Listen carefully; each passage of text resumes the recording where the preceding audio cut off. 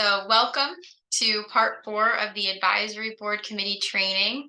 Today we're going to be talking about the COC. So we're going to start with talking about the Continuum of Cares as a broad overview, kind of what the Continuum of Cares are overall nationally. Then we're going to talk about the Morris County COC more specifically, and then we'll talk about committee work. So more of the operational aspects of committee work than what we've talked about so far in the first 3 trainings. So tonight we'll talk about goal setting, agenda setting, job functions, and relationships. The goal of this series of trainings is to provide the education and support to the Advisory Board Committee to help ABC members learn best practices for participation in committee work.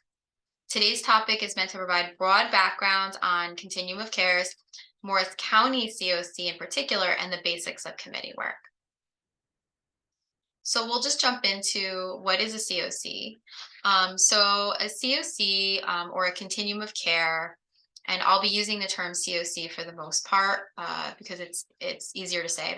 That's why we have acronyms, is a collaborative funding and planning approach that helps communities plan for and provide a full range of emergency, transitional, and permanent housing, along with prevention and other services to address the various needs of homeless persons. So it is a community, first and foremost, with stakeholders. It's also a planning group. So for instance, a planning group could be like a board. So in Morris County, for instance, our COC has an executive committee that makes its decisions, but COCs can look different. It really is up to each community what they look like. And then the COC is also a funding source. It's an independent body established under the guidelines of the U.S. Department of Housing and Urban Development, or HUD, and is made up of a consortium of community providers, advocates, consumers, grant makers, and other stakeholders dedicated to eliminating homelessness. What I have here is a video.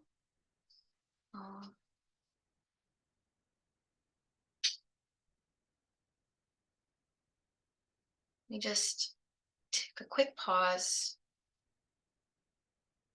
Make sure I have the sound ready. There we go. Nope. Wrong one.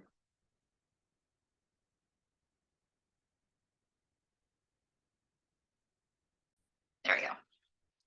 So let me know if you can't hear this, but otherwise we'll just run through this few minutes of video from HUD itself.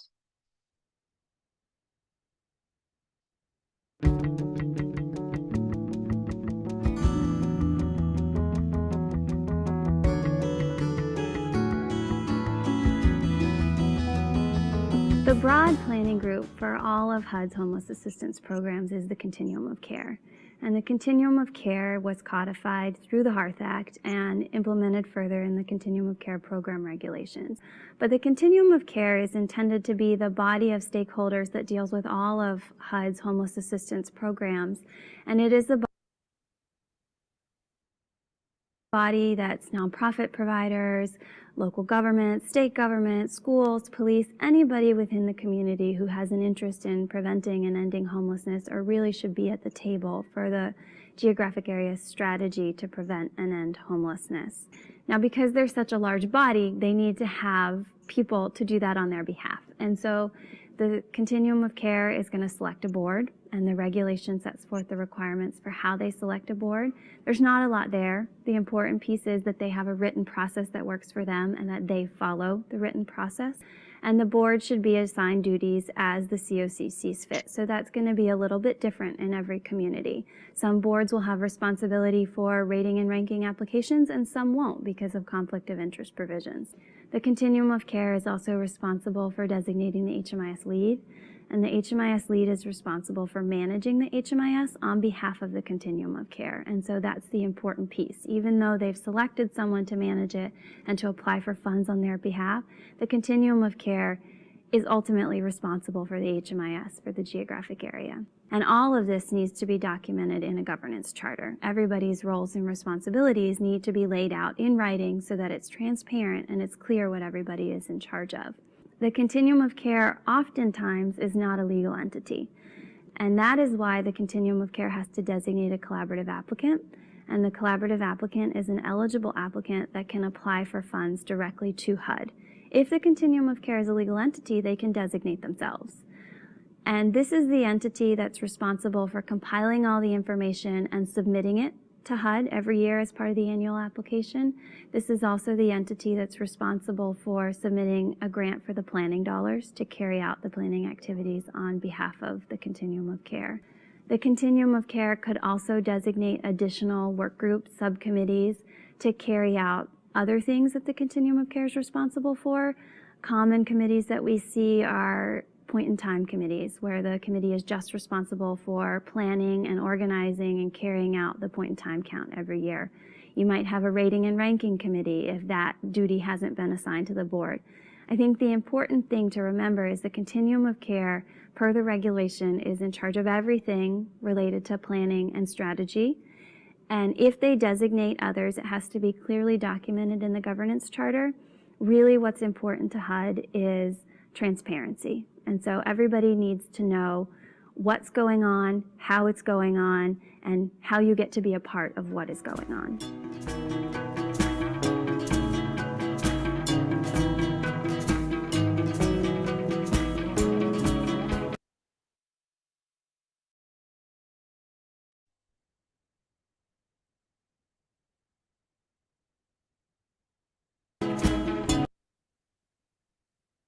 So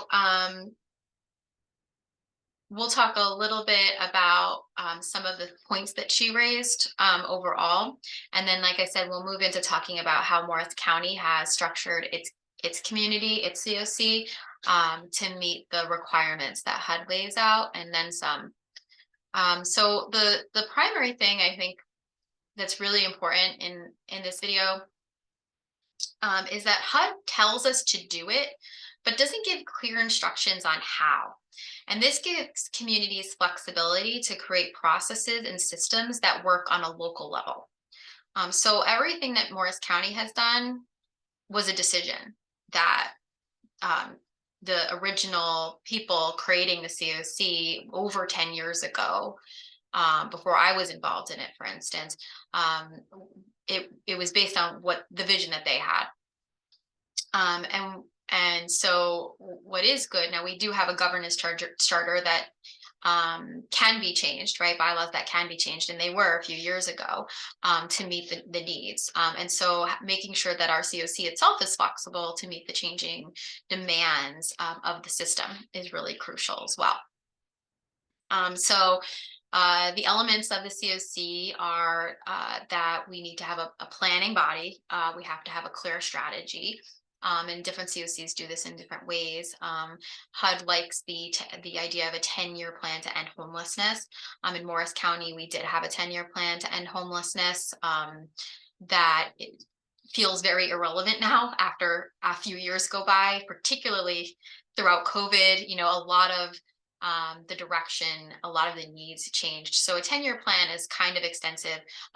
What we've done in our COC is to create a short-term strategic plan that currently we're working on a 2021 to 2022 strategic plan that can be changed and that is flexible. Another element of a COC is the coordinated entry system. And I would like to point you to other trainings that you can review that will give you a great overview of coordinated entry in general, and our Morris County COC. So those can be found on YouTube, and I can direct you to those, on our CAS YouTube channel.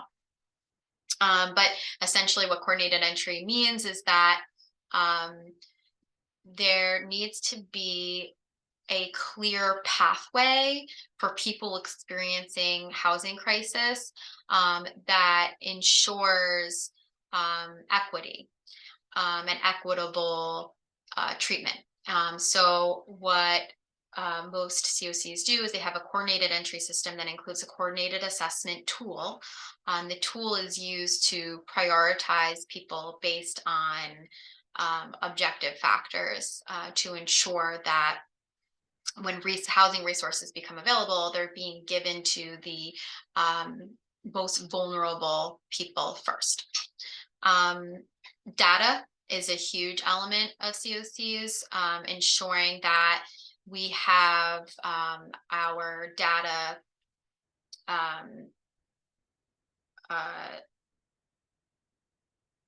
what's the word?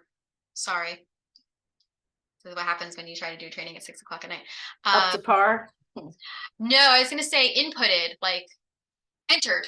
Gosh, so simple. Data entry. So data entry that you have, that we have standards for data entry, that all providers are entering the same client level data, and that there's consistency in how we are moving people through the HMI system and HMIS system, that there are standards for when data is entered, how data is entered, why data is entered, and then that data is reviewed for accuracy, that there's a system for data review, and then reporting. So the video mentioned the point in time count. Point in time count is a large scale national project where all COCs literally count the number of homeless people active in their system on a given night of the year. Usually that night is in January. So how many people are homeless is one data point. And then we're also looking at our system performance to ensure that over time, the amount of people entering our system is getting lower, that the length of time that people are homeless is going down, that the frequency with which we're connecting people to mainstream benefits is increasing, that the frequency with which we're connecting people to permanent housing options is increasing, that the frequency with which people are returning to homelessness is decreasing, right? So we have all of these system performance metrics that we look at. And so making sure that our data is accurate will allow us to also see how our system is performing and to be able to make decisions, planning decisions accordingly. And then the video also mentioned the application, a consolidated application that each community is responsible for submitting. And that's called the NOFO, which we manage every year throughout the summer months. So we're going to move on to talk about Morris County and how Morris County has set up its system. So let's go through the basics first. So our mission statement is to address and prevent homelessness in Morris County. The company, so this is from the bylaw specifically, so the company refers to the Morris County COC, is committed to achieving its mission by developing and implementing comprehensive strategies through the use of collaborative funding and planning. The purpose of the COC is to promote community-wide commitment to ending homelessness, to provide funding to quickly house individuals and families while minimizing trauma associated with experiencing homelessness, promote access to and effective use of mainstream benefits, optimize self-sufficiency among individuals and families experiencing homelessness. So this is everything that we do should always be relating back to this mission and purpose. This is a fun chart. I like to call it the round table of all of the sort of committees that go into making our COC work. So as you see in the center is the executive committee. Executive committee makes all final decisions related to the COC. But we have many committees, work groups, and other entities that help to inform that process. So for instance, up at the top, we have the planning committee. The planning committee is who creates and administers and reviews and updates the strategic plan. To the right there, we have the diversity, equity, inclusion work group, which is working actively on very specific tasks related to those topics. The advisory board, or the ABC, is made up of people with lived expertise. to advise us on all of our processes. CAS, or Community Assistance Services Committee, is made up of, it's like the larger COC, right? It's the whole continuum. It's made up of providers and stakeholders and people with lived expertise who come together to discuss and move forward important strategic plan elements. So there's various work groups and committees under CAS as well that are each dedicated to a specific aspect of improving the system. The nominating committee is a committee that manages membership.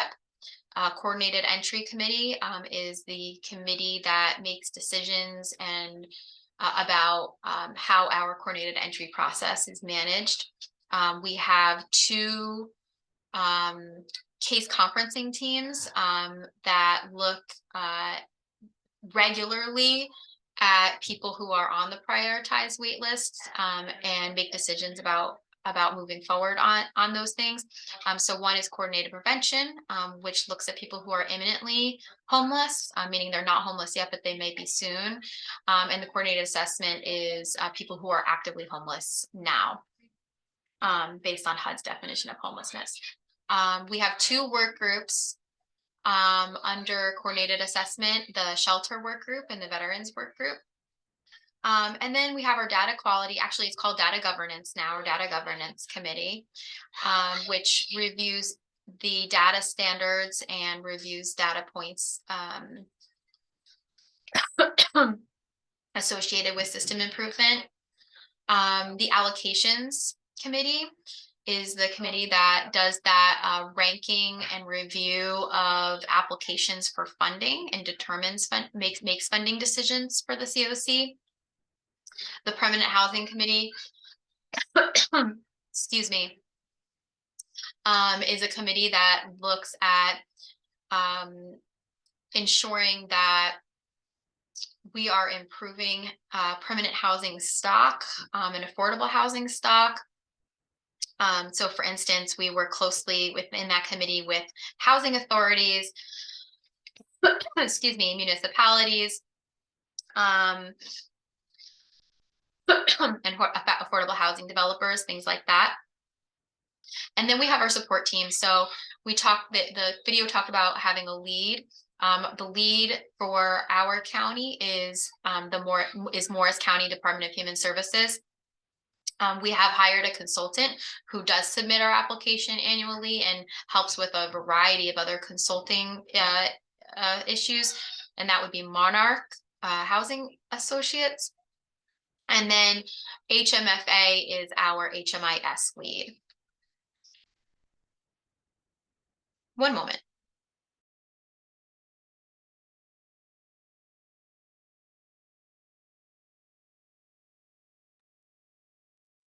My apologies. So I mentioned the support. So the lead agency, Monarch, and HMFA. The links are here.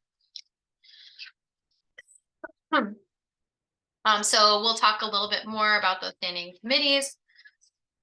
So CAS is our largest committee. It's made up of the broader group of stakeholders, as I mentioned.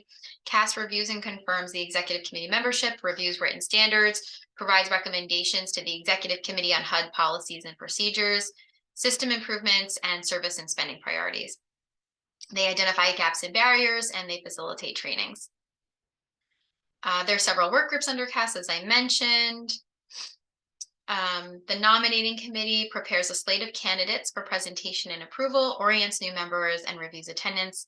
And the allocations committee is responsible for making funding recommendations for COC program funds and other funding streams, ensures monitoring of funded projects, and designs the local application process, including the timeline, the tools, the policies, and the procedures.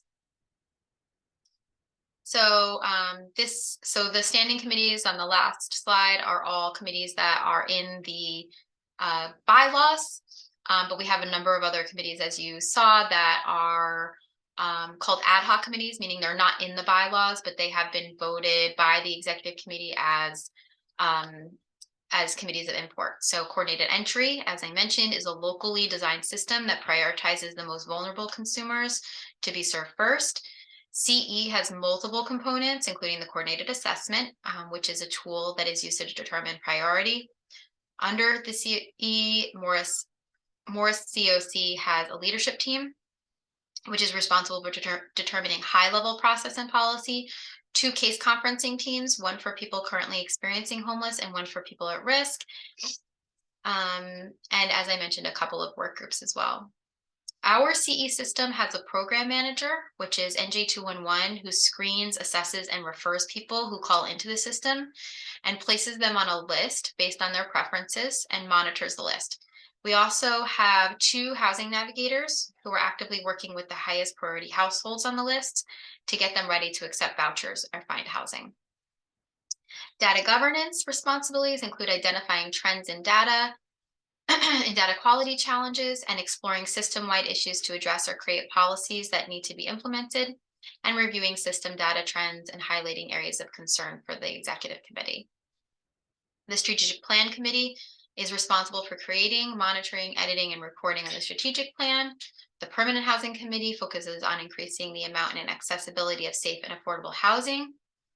The diversity, equity, and inclusion work groups works on specific tasks associated with the strategic plan, HUD priorities, or locally identified concerns.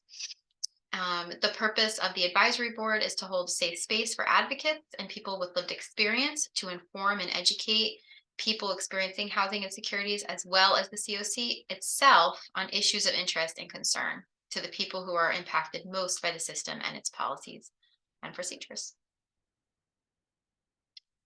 So now that we talked about the COC, the Morris County COC and how it's sort of structured, we'll talk about committee work overall. So the first thing to do when you're starting a committee is to identify a mission statement.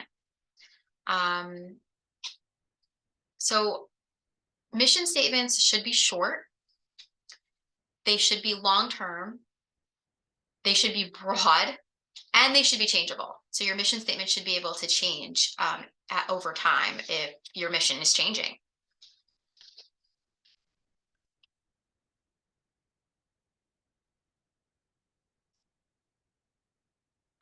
Actually have an example of this. So Atlantic Health System is a local hospital network. And I grabbed their mission statement since I work there off the website. And so this is an example of what a good mission statement could look like.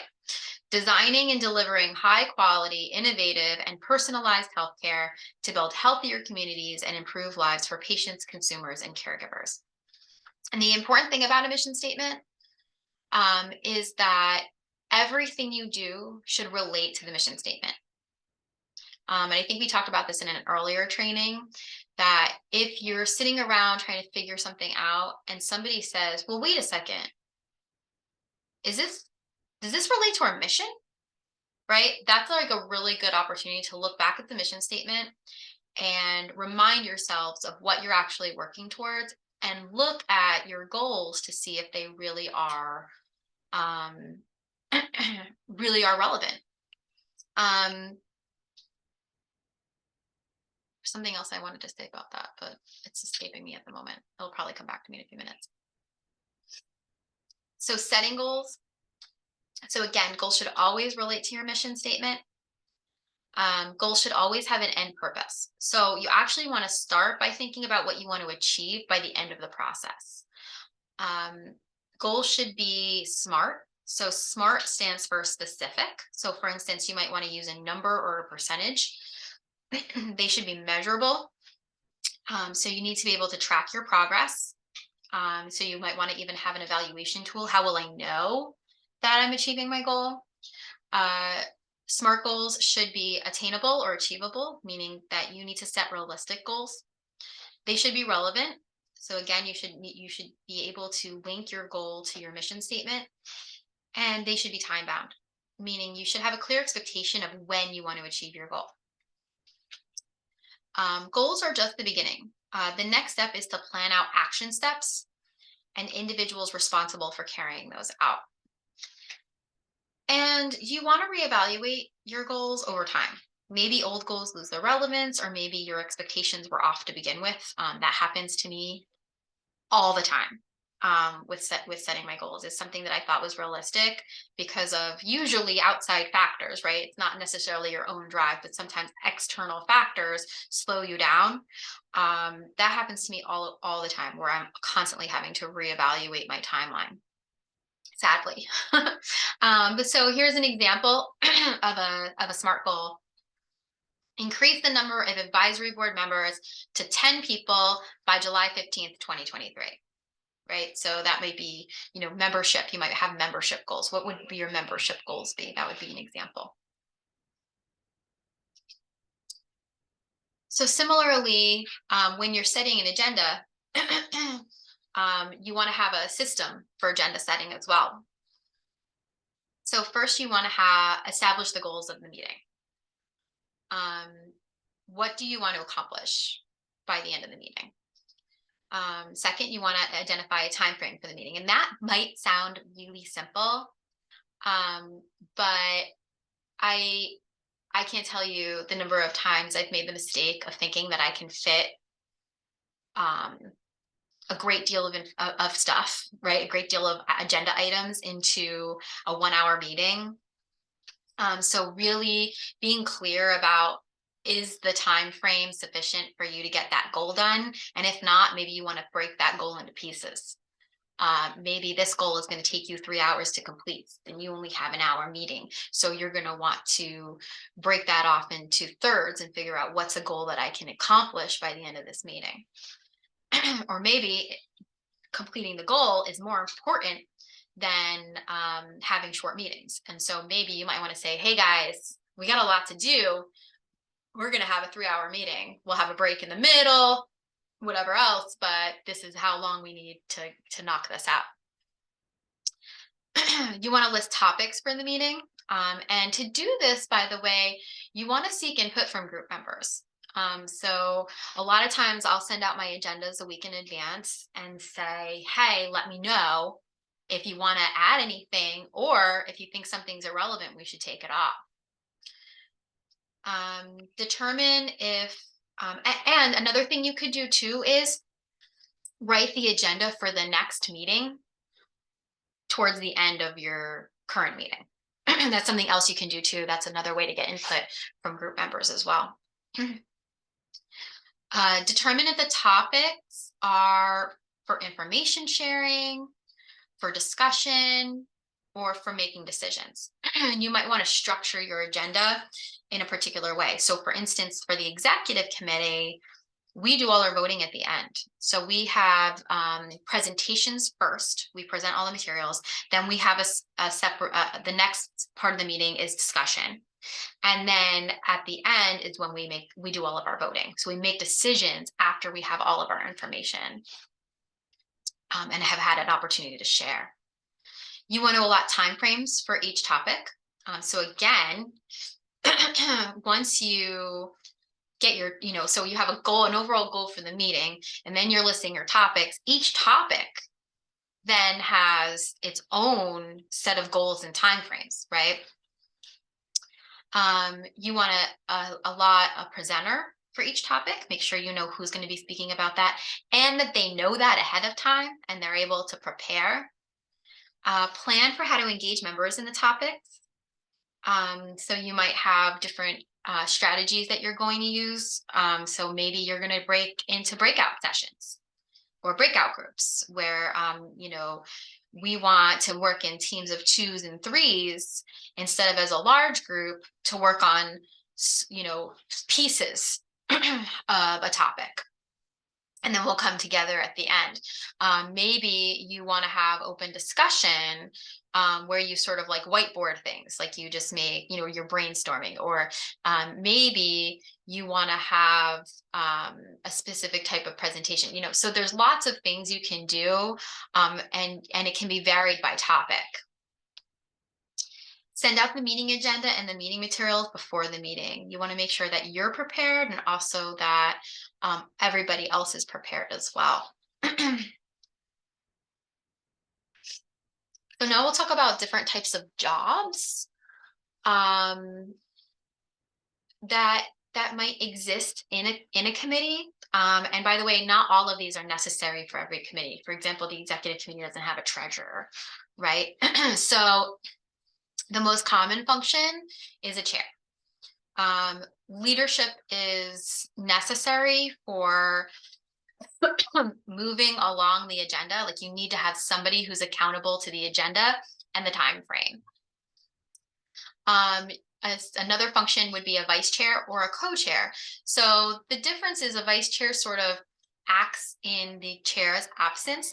A co-chair is like you would have two co-chairs. You would have two people who are responsible for driving that agenda along, and they might divide up parts of the meeting or parts of commit of planning the meeting in order to like uh, to divide it up, maybe equally or to make sure that everybody is accountable to pieces. But that's another option. A secretary or scribe is so I like scribe a little bit better. It has different sort of connotations, but essentially the idea behind that is that you have somebody who's taking notes, who's keeping track um, of what's happening in the meeting. So a little aside about notes, you want to make sure that you're identifying who's doing it, obviously. Um, I like to make sure now it's different when you're having a virtual meeting, but you want to make sure everybody's name is sort of up in center. So like let's say you're having an in-person meeting, maybe you'll have name tags or little TPs that have your name on it. And then if you're in the virtual meeting, making sure that everybody's name is clearly identified in their little window. What that does is that really helps the scribe make sure that if somebody's saying something, it's attributed to the correct person. Um, it takes a lot of the guesswork out of like, how do I spell your name? What do I, right? Like that kind of thing. How do you pronounce it? What do you say it? Right? Like you want to make sure that that scribe has all the tools that they need to make their job easier. Um, so definitely taking attendance or listing the names of everybody who's present in the meeting is a big part of note taking. You'll want to write maybe short paragraphs to summarize the conversation, not word for word documentation. Robert's Rules of Order is a very specific way of running meetings that has very specific detailed instructions for how to do minutes. But in settings like this, minutes aren't really necessary. Even in the executive committee, we don't take word for word minutes. We don't do transcription or anything like that. And so it makes it a lot easier if you're just sort of summarizing what happened.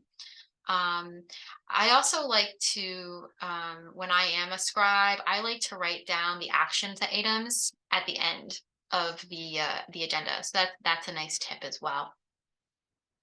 Also, you'll want to make sure you send out the notes to everybody who was in the meeting to make sure that whoever the scribe is that they kind of got it right. Because sometimes they may have again ascribe something to somebody that it wasn't them who said that, or maybe they misunderstood something somebody was saying, so making sure that gets sent out.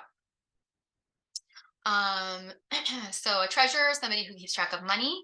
I don't think that will be an issue in this committee. I don't think you're structured to have a treasurer. And certainly that's not in the bylaws of the COC either. But it is a function that some committees have. A membership coordinator, a membership person.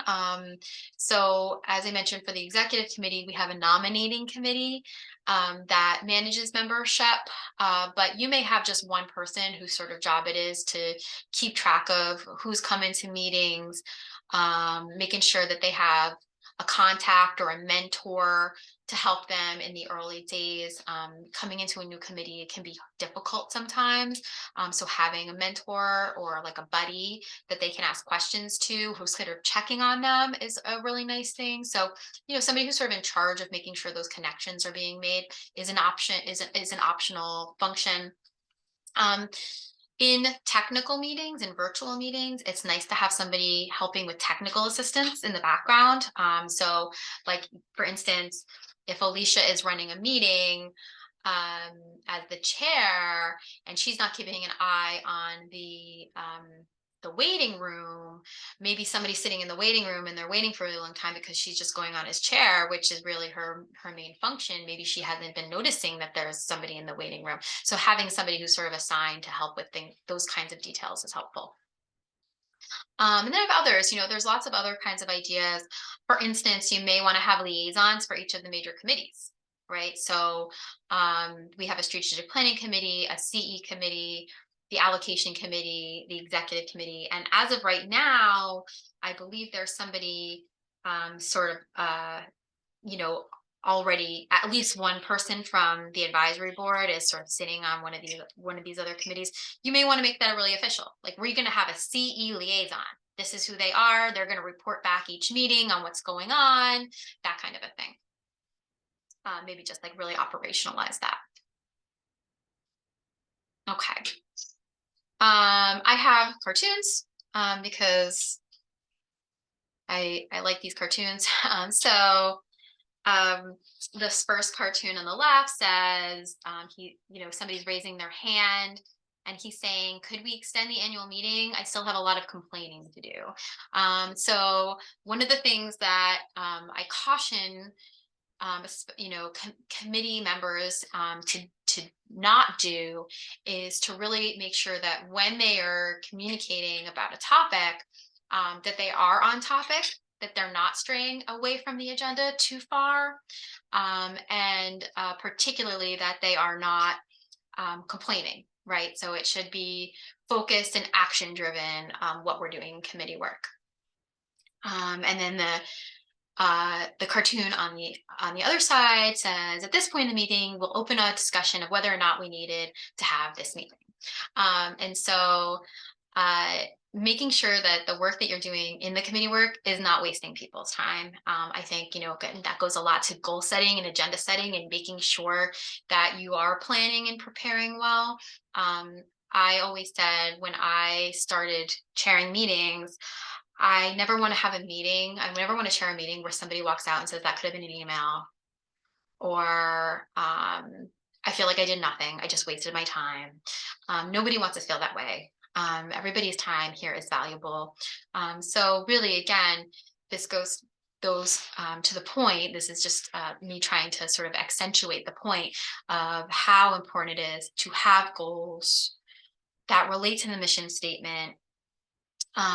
Committee work can move really slowly, and that's okay. But you want to at least feel like you're moving forward. So, in conclusion, committee work is important to the way the overall COC system functions. Clarity around the system itself, the organization and structure of how the work is accomplished, and the functions of other committees is vital to knowing where you are in the system, the relevance of your work, and how to manage relationships within the network. Understanding how to manage the day-to-day responsibilities and roles of your committee will make the work easier and problem solving more effective. I thank you. And that is the end of our of training part 4.